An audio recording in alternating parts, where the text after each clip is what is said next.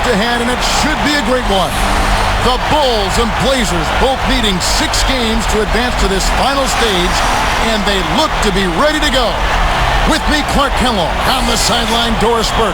Clark, let's talk about the matchup. What do you think? Well, Kevin, we can talk all day long about the team matchups, but you and I both know what everybody wants to see is Jordan versus Drexler.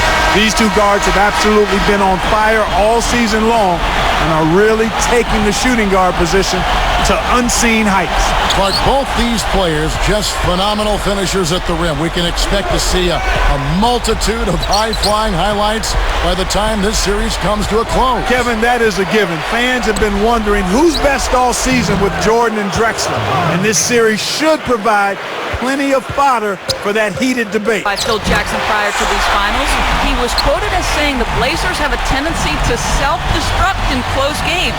I asked Blazers coach Rick Adelman about his thoughts on this statement, and he said, hey, it doesn't hold water. His team will do their talking on the floor.